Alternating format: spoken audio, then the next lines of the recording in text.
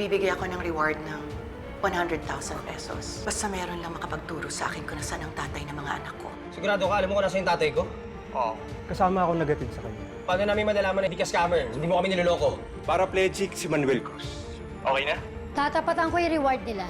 Balo ko kasing singgit 200,000 ko magbinay. Subukan mo. Para bukas na bukas, balita na sa social media yung plate cloning business mo. Padala niyo na lang 100,000 sa account ko. Para tayong niloloko ng tao eh. Hindi ko rin makontak. Kainis. Nagdarating sila Pelma at saka yung mga bata. Hindi ba pwedeng tayo lang muna? Tapos na tayo. Manuel, hindi pa. Sa'yo hindi, pero sa akin oo. Ano ba kailangan kong gawin? Talaga magpapalit yung isip ko. Tuloy ko yung annulment.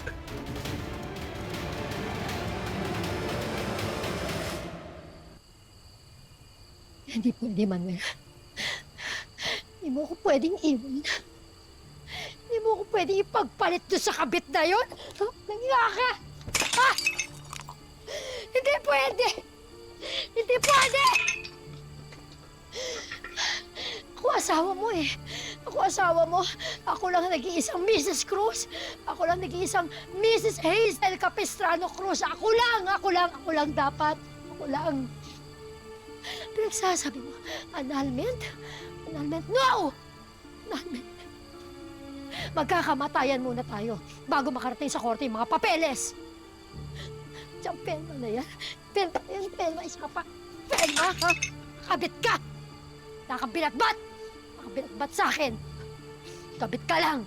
Kung kinakailangan, kahit isa sa inyo mawala para hindi kayo magkabalikan, para hindi kayo magkatuluyan. Sige. Sige, mamili kayo.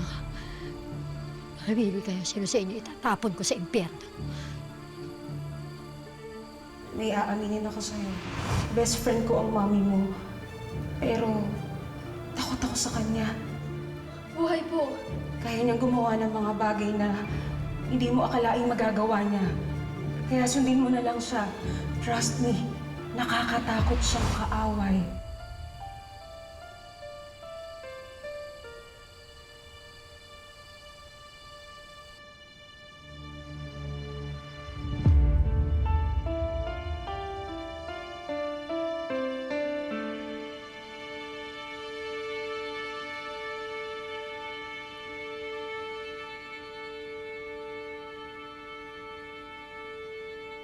Diyos ko.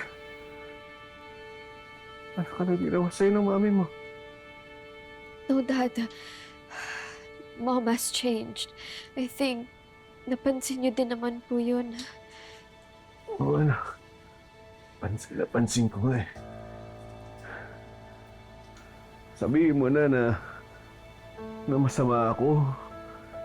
Pero tingin ko, lahat nung kinikilos niya, at nung sinasabi niya, hindi talaga totoo, peke eh. Latang-halata ako. Dad, no. Dad, hindi po. Hindi ko, akala mo ba? Latang-halata ka eh. Paano yung papuri mo sa kanya? Kasi ka magsabi ka ng totoo. Ha? Ha? Anak? Lahat ba nung ginagawa ng mami mo, totoo ba yun o hindi? Kasi tingin ko talaga, binibilog niya lang yung ulo ko eh.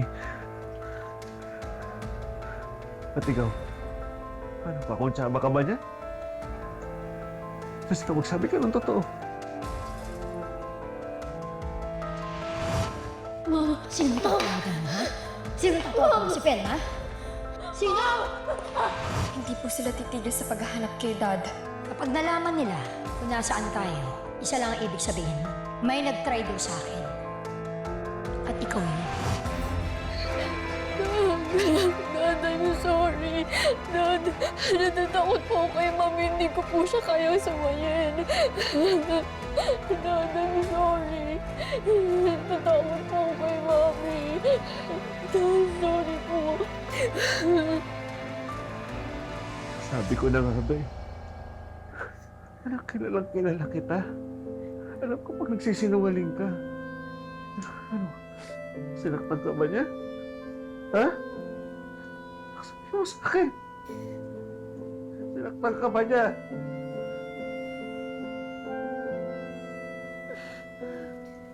Ayop ka, Isan!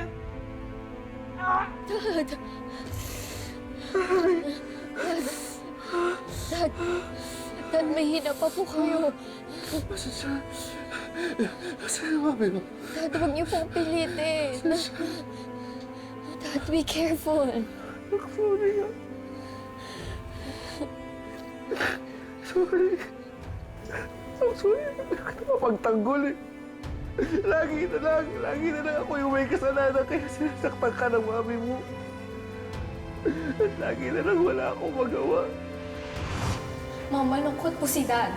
He just wants to feel like someone still loves and cares for him apart from me. Maybe he can find that in my half-sister as well.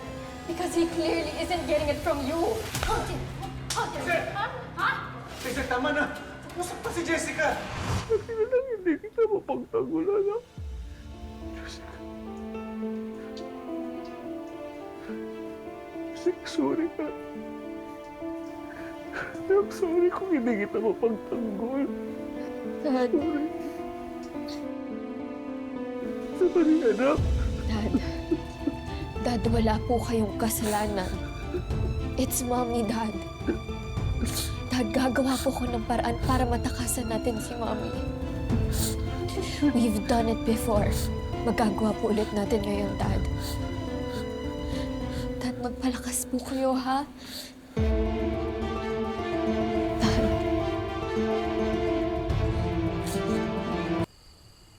Ate, dito ako matutulog ngayong gabi, ha? Ayoko nga. Kukulitin mo lang akong daldal mo. Hindi ako makakatulog sa'yo. Eh, syempre naman, ate, ang dami mo kayang na-miss na mga moments. Kaya chichika ko sa'yo. Tsaka alam mo, ate, makukumpleto na sana tayo. Isa na lang ang kulang. Bunso, huwag ka mag-alala.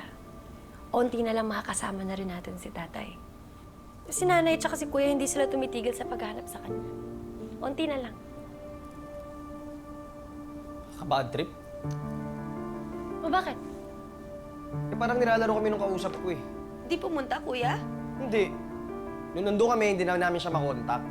Tapos ito, nag-text lang ngayon, no? Hindi daw siya nakapunta kasi may emergency. Tapos yung reward daw, ipadala ko sa kanya para daw sabihin niya kung nasan si tatay. O di ba galawang scammer?